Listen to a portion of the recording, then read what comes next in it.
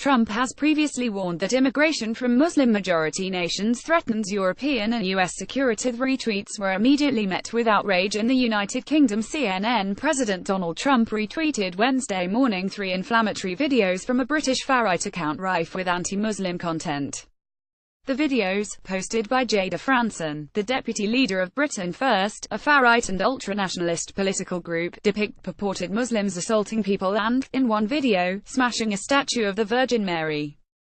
Trump, who has previously warned that immigration from Muslim-majority nations threatens European and U.S. security, frequently retweets other messages whose political views he finds favorable.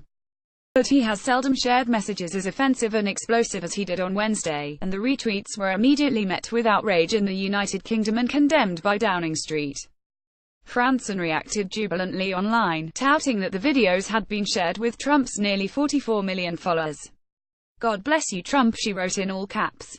White House Press Secretary Sarah Sanders defended Trump's retweets, telling reporters that he shared them to start a conversation about border security and immigration. "I think his goal is to promote strong borders and strong national security," Sanders told a small group of reporters after appearing on Fox News. Sanders also downplayed questions about whether the videos were authentic, because the threat is real. "That is what the president is talking about, that is what the president is focused on, is dealing with those real threats, and those are real no matter how you look at it," she said. Sanders said she didn't know how Trump came across the videos, but conservative commentator Ann Coulter, who is one of the 45 accounts Trump follows, had retweeted Tuesday one of the clips shared by Franson.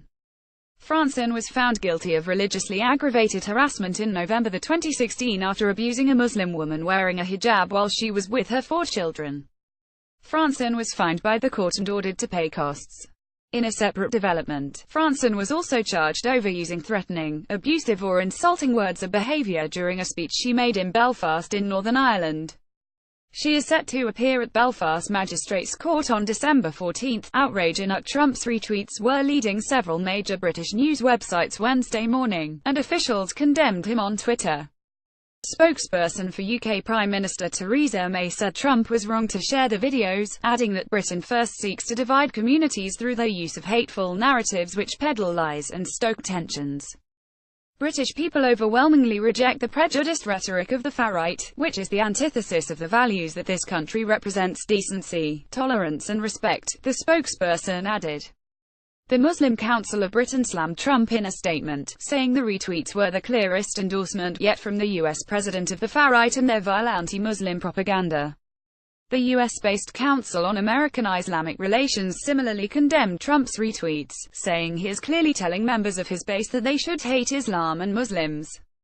Jeremy Corbyn, the leader of the UK opposition Labour Party, called the retweets abhorrent, dangerous and a threat to our society.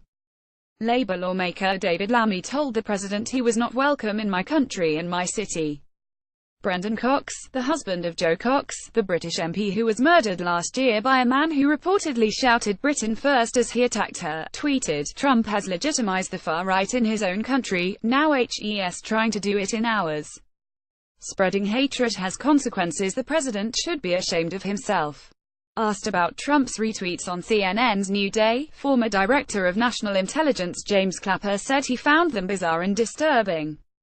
"I think it causes friends and allies to question where is he coming from with this. So it has all kinds of ripple effects, both in terms of perhaps inciting or encouraging anti-Muslim violence, and as well, causes, I think, our friends and allies to wonder about the judgment of the President of the United States," he said. One person who applauded Trump's Twitter actions, former Ku Klux Klan Grand Wizard David Duke, who tweeted, "Thank God for Trump, that's why we love him." Trump has repeatedly used examples of terrorism and immigration in Europe to bolster his case for a travel ban in the United States against several Muslim-majority nations. The travel ban would not affect travel from the United Kingdom. On September 15, the president reacted on Twitter to a terrorist attack in London, calling the terrorists sick and demented people, ending the tweet by declaring, "Must be proactive." He also added to his tweet that he would like to see a stronger travel ban. The travel ban into the United States should be far larger, tougher and more specific, but stupidly, that would not be politically correct. Several versions of Trump's travel ban have been tied up in court battles. The Supreme Court is currently considering whether to allow all of the third version of the ban to go into effect pending appeal. Trump's previous comments about Muslims have been cited in court rulings blocking previous versions of the ban, and it's possible his retweets on Wednesday could be cited in the future. As a candidate, Trump called for a total and complete shutdown of Muslims entering the U.S. and often cited Muslim migration to Europe as his justification, tweeting in December 2015 that the UK was trying hard to disguise their massive Muslim problem. The president has also been critical of German Chancellor Angela Merkel in the past for her handling of immigration into Germany.